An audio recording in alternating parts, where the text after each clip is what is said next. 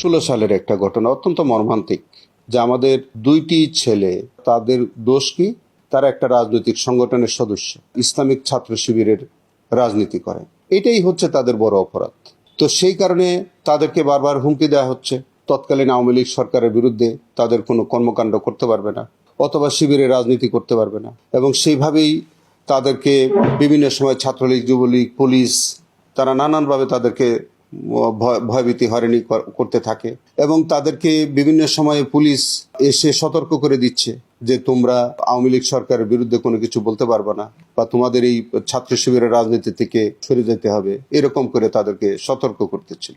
এবং ওই সময়ের মধ্যে যশোহরের চৌগাছায় অনেকগুলো মানুষকে তারা একটা বিশেষ প্রক্রিয়া চালু করলো, এবং খুব সিস্টেমেটিক্যালি, ওয়াইড স্প্রেড বা সিস্টেমেটিক্যালি তারা একটা অপারেশন করতো, যে যারা তৎকালীন ছাত্র শিবির অথবা ছাত্র দল, তাদেরকে ধরে নিত, নিয়ে পায়ে একটা নির্দিষ্ট জায়গায় গুলি করতো এবং পাটা কেটে ফেলে দিতে হতো। এরকম ঘটনা একের পর এক কিন্তু ঘটতে চলেছে।